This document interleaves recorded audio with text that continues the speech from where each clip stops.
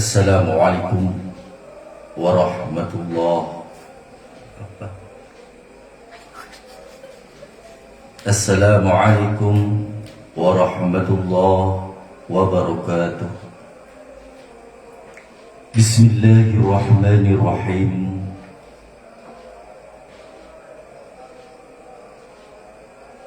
Di malam yang kelima di bulan Ramadan ini, kualitas keimanan dan ketakwaan kita kepada Allah Subhanahu wa Ta'ala kita tingkatkan sehingga di bulan Ramadan ini kita benar-benar menjadi orang yang bertakwa kepada Allah Subhanahu wa Ta'ala.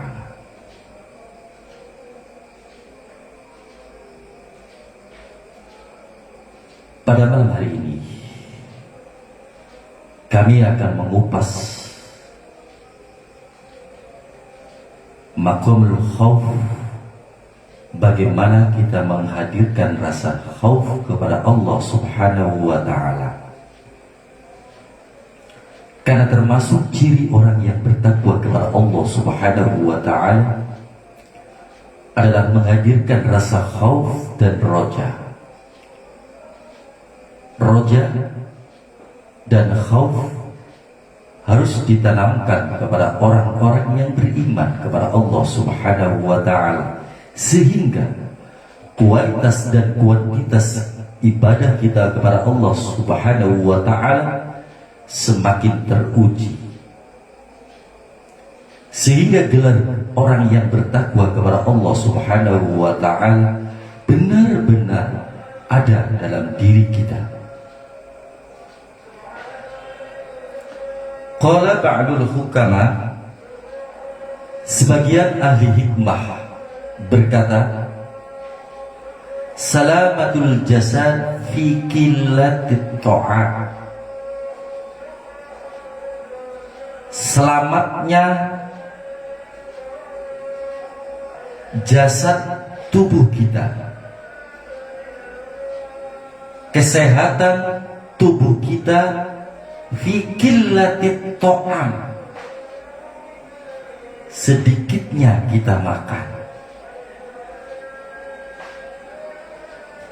Islam menganjurkan kepada kita agar kita senantiasa menjaga kesehatan dalam tubuh kita. Kesehatan di dalam tubuh kita karena asupan-asupan makanan yang kita makan.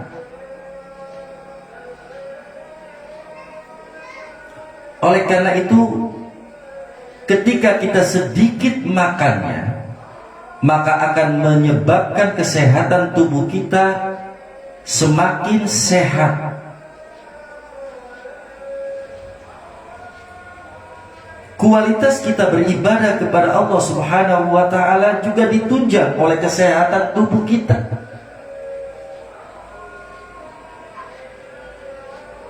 Oleh karena itu ada pepatah orang Cirebon yang mengatakan, setitik mangane, akeh mangane, akeh kelalen karo pangeran. Akeh mangane, akeh kelalen karo pangerane. Akeh kelalen karo pangerane nyebabaken wong mancing neraka.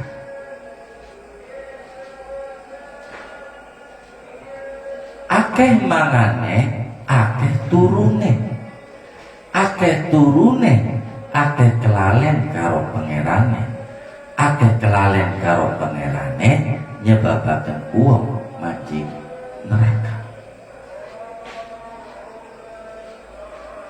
Sebagaimana kita ketahui bahwasanya dalam makanan sekarang ini banyak sekali makanan-makanan yang mengandung kimia yang menyebabkan organ tubuh manusia sedikit demi sedikit rusak.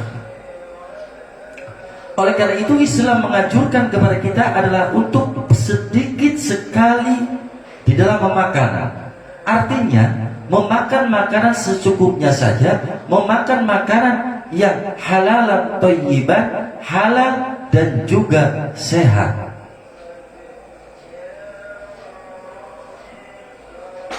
Wassalamatur ruh fi qillatil atham. Kalau kesehatan kita ditunjang dari segi makanan kita, maka ruh kita juga harus sehat. Nah, kesehatan rohani kita adalah manakala kita tidak melakukan maksiat kepada Allah Subhanahu wa ta'ala.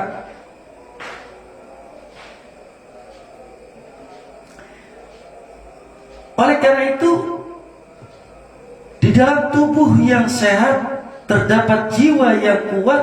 Jiwa yang kuat adalah jiwa yang tidak sedikit melakukan perbuatan-perbuatan yang dilarang oleh Allah Subhanahu wa ta'ala.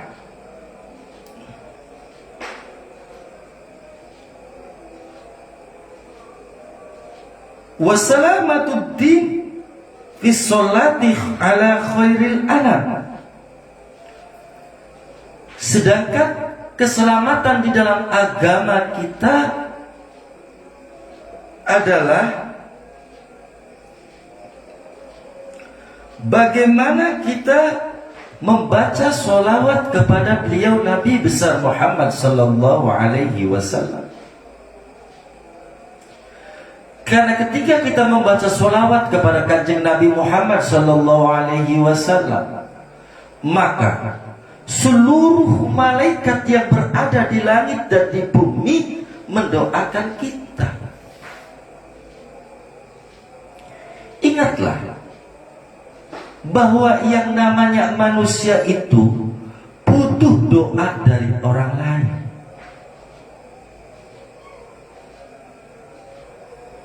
Jangan merasa bahwasanya doanya kita saja, tapi kita hidup di dunia juga butuh didoakan oleh orang lain. Nah, malaikat yang berada di langit dan bumi mendoakan kita ketika kita membaca sholawat kepada beliau Nabi besar Muhammad sallallahu alaihi wasallam.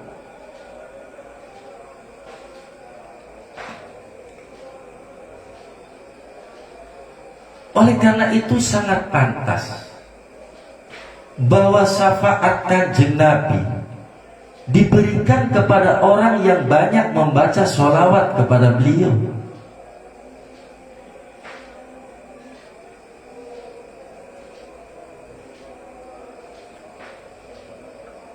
Amalan yang paling ampuh, doa yang paling ampuh, wiridan yang paling ampuh di dalam Al-Quran itu sendiri ada 3, yakni membaca istighfar, membaca sholawat, dan membaca Al-Quran.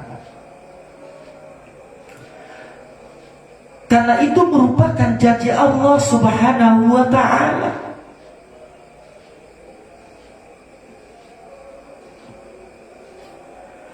Ketika kita banyak membaca sholawat kepada kanjeng Nabi Muhammad sallallahu alaihi wasallam, maka hidup kita akan menjadi kehidupan yang enak, kehidupan yang tentram, karena syafaat kanjeng Nabi berada dalam diri kita. Tetapi alangkah naifnya bagi orang-orang yang mengaku dirinya adalah umat beliau Nabi besar Muhammad sallallahu alaihi wasallam yang tidak membaca sholawat kepada kanjeng Nabi Muhammad sallallahu alaihi wasallam.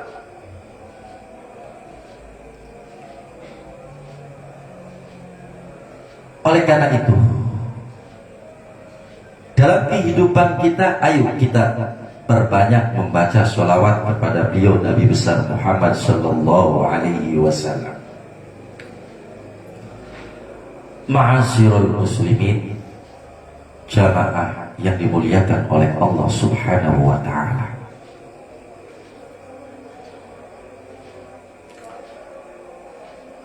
Rasa khauf harus kita hadirkan di dalam diri kita Sehingga kita benar-benar menjadi orang yang bertakwa kepada Allah Subhanahu wa ta'ala. Wal mu'minun huwa alladhi yakhafu Allah ta'ala bi jami'i jawarihihi. Orang yang beriman kepada Allah Subhanahu wa ta'ala, alladzi yakhafu Allah ta'ala bi jami'i jawarihi. Orang yang takut kepada Allah Subhanahu wa ta'ala bi jami'i jawarihi, dengan seluruh anggota badannya. Kama qala al-faqih Abu Lais, sebagaimana apa yang diucapkan oleh orang alim Abu Lais, alamatul khaufillahi ta'ala tadharu fi sab'atin asya. Ciri kita takut kepada Allah Subhanahu wa ta'ala, Abu Lais mengatakan, adalah bisa dilihat dari 7 anggota badan kita. Awaluha lisanu. Yang pertama bisa dilihat dari lisannya. Fayamna'uhu minal kadhib wal ghibah wan namimah wal buhtan wa kalamul fudul. Orang yang bertakwa kepada Allah Subhanahu wa ta'ala tercegah dari perbuatan bohong. Sebagaimana kita ketahui, semakin kita melakukan kebohongan-kebohongan, maka malaikat rahmat jauh dari kehidupan kita. Ketika malaikat rahmat jauh dari kehidupan kita, maka kehidupan kita adalah kehidupan yang gundah gulana, yang kata orang muda sekarang ini disebut galau. Kegalauan dalam kehidupan, kegalauan dalam kehidupannya disebabkan dia selalu kadhib, selalu berbohong. Maka sangat pas bahwasanya orang yang suka bohong adalah merupakan ciri daripada orang-orang yang munafik. Lisan orang yang bertakwa kepada Allah tercegah dari perbuatan bohong. Lisannya selalu berzikir kepada Allah Subhanahu wa ta'ala. Lisannya membaca salawat kepada beliau Nabi besar Muhammad sallallahu alaihi wasallam.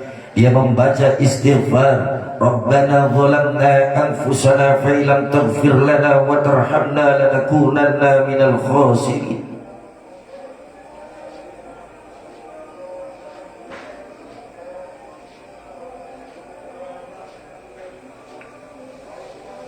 Lisan orang-orang yang bertakwa kepada Allah Subhanahu wa ta'ala dijauhkan dari sifat ghadab. Lisannya basah dengan zikir kepada Allah Subhanahu wa ta'ala. Wal ghibah. Lisan orang-orang yang bertakwa kepada Allah dijauhkan dari ghibah. Suka membicarakan kejelekan orang lain, suka membuka aib orang lain. Padahal Allah Subhanahu wa ta'ala menjamin orang-orang yang suka ghibah akan dibukakan juga aibnya. Oleh karena itu, ciri lisan orang yang bertakwa kepada Allah Subhanahu wa ta'ala di dalam kehidupannya dijauhkan dari ghibah kepada Allah, ghibah sesama manusia.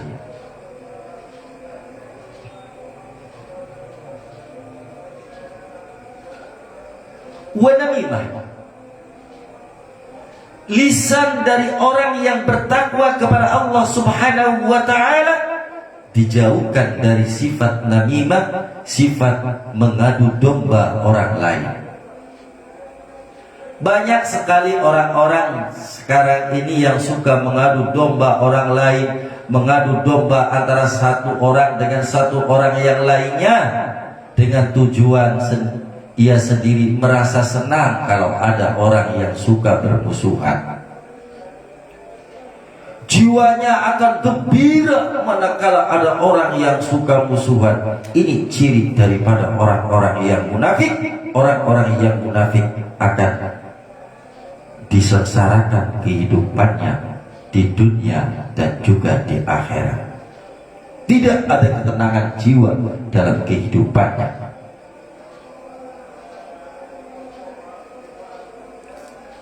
Wa kalamul fudul, suka melebih-lebihkan ucapan. Ada orang yang berkata dilebihin omongannya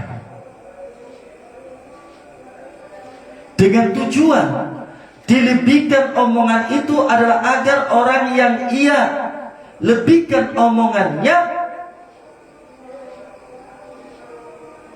berantem dengan orang yang lainnya. Oleh karena itu, orang-orang yang bertakwa kepada Allah Subhanahu wa ta'ala dijauhkan oleh Allah dari sifat kadzib, sifat ghibah, sifat namimah, sifat kalamul fudul yang ada. Wa yaj'alahu masghulan bi dzikrillah ta'ala, tetapi Allah Subhanahu wa ta'ala menjadikan dirinya adalah lisannya berzikir kepada Allah Subhanahu wa ta'ala, wa tilawatil Quran, dan juga membaca Al-Quran. Jadi membaca Al-Quran jangan hanya di bulan Ramadan saja, tapi bulan-bulan setelah Ramadan juga harus kita baca. Oleh karena itu ciri daripada orang-orang yang bertakwa kepada Allah, masghul, disibukkan dengan zikir kepada Allah. Bibirnya basah dengan zikir kepada Allah Subhanahu wa ta'ala. Zikirnya basah dengan membaca istighfar. Zikirnya basah dengan membaca sholawat kepada beliau Nabi besar Muhammad sallallahu alaihi wasallam. Itu ciri daripada orang-orang yang bertakwa kepada Allah Subhanahu wa ta'ala.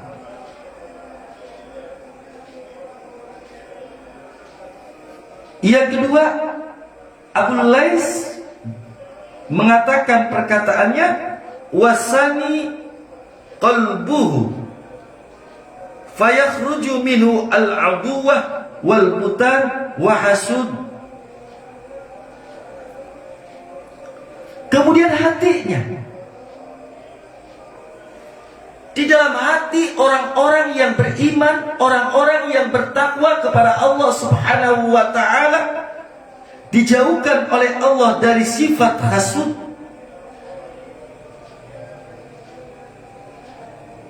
Terkadang orang itu iri terhadap nikmat yang Allah berikan kepada orang lain. Dalam hatinya, mengapa nikmat itu tidak diberikan kepada dirinya? Nah, orang-orang yang beriman kepada Allah Subhanahu wa ta'ala dijauhkan hatinya dari sifat hasud. Karena mereka tahu bahwasanya hasud yamhul hasanah.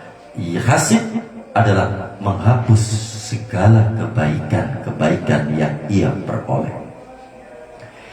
Dia rajin sholat, dia rajin zakat, kebaikan-kebaikan itu akan hilang, musnah, manakala di dalam hatinya suka hasud kepada orang lain. Dan orang yang beriman kepada Allah Subhanahu wa ta'ala dijauhkan dari sifat hasud, dijauhkan dari sifat hasud.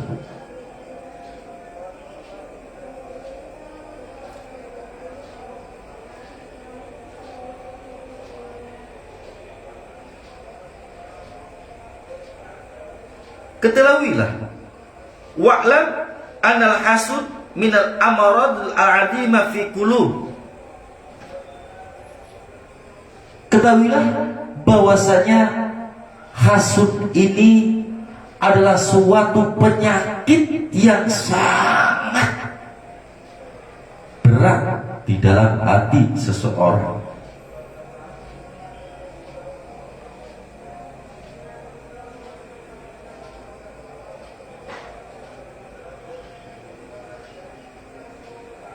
Wal dawi amrul qulubi illa bil ilmi wal amal.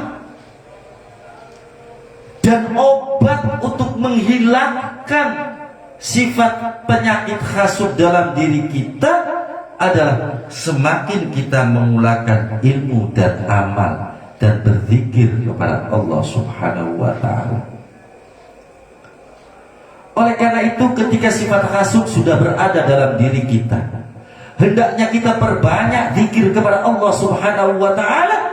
Hendaknya kita perbanyak amal ibadah kita supaya sifat hasud yang berada dalam diri kita dihilangkan oleh Allah Subhanahu wa ta'ala. Karena sifat hasud adalah sifat ciri daripada orang-orang munafik.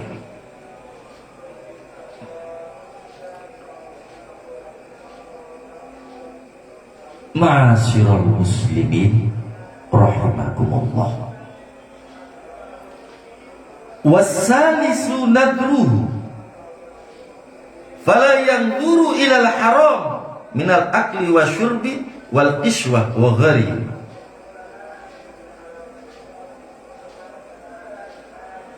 Yang ketiga adalah orang yang hasud, orang yang takwa kepada Allah Subhanahu wa ta'ala, maka matanya akan dijaga dari pelihatan perkara yang diharamkan oleh Allah Subhanahu wa ta'ala.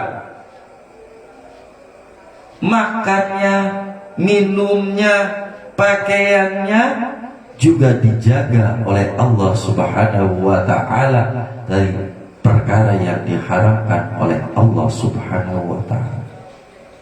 Kenapa?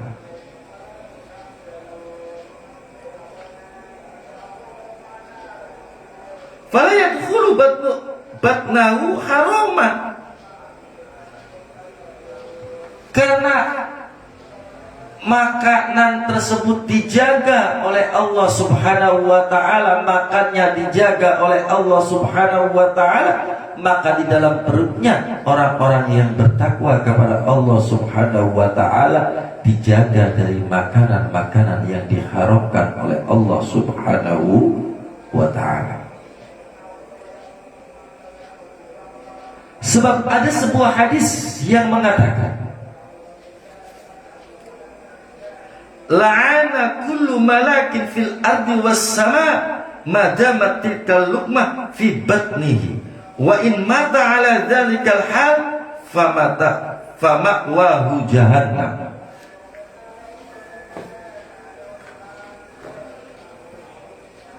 Kenapa kita dilarang untuk memakan makanan yang diharamkan oleh Allah Subhanahu wa ta'ala? Karena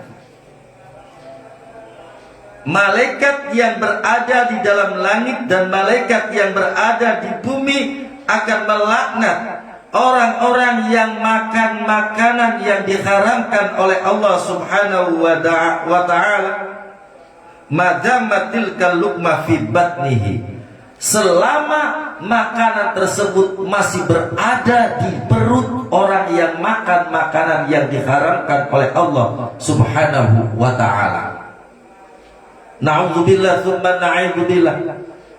Yang dicari dalam diri kita adalah agar malaikat yang berada di langit dan di bumi selalu mendoakan kebaikan kepada kita.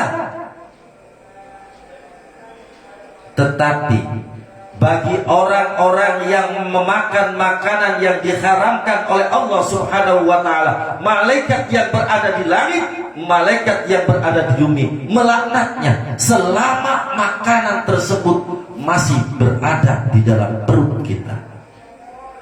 Semoga Allah Subhanahu wa ta'ala senantiasa selalu menjaga diri kita dari perbuatan-perbuatan yang dilarang oleh agama, sehingga predikat orang-orang yang takwa kepada Allah Subhanahu wa ta'ala senantiasa berada dalam diri kita dan jamaah sekalian.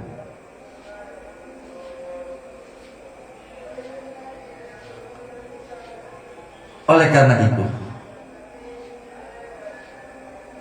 ayo kita perbaiki kualitas ibadah kita kepada Allah Subhanahu wa ta'ala dengan memohon kepada Allah Subhanahu wa ta'ala selama hidup kita agar mendapat bimbingan Allah Subhanahu wa ta'ala selama hidup kita, agar senantiasa mendapatkan arahan dan doa dari malaikat-malaikat yang berada di langit dan di bumi. Semoga Allah Subhanahu wa ta'ala senantiasa menjadikan diri kita orang-orang yang bertakwa kepada Allah Subhanahu wa ta'ala. Wallahu a'lam. Kalau ada kesalahan, itu adalah kebodohan dari saya sendiri. Wallahu musta'an ila sabilil huda wal bayan. Wassalamualaikum warahmatullahi wabarakatuh.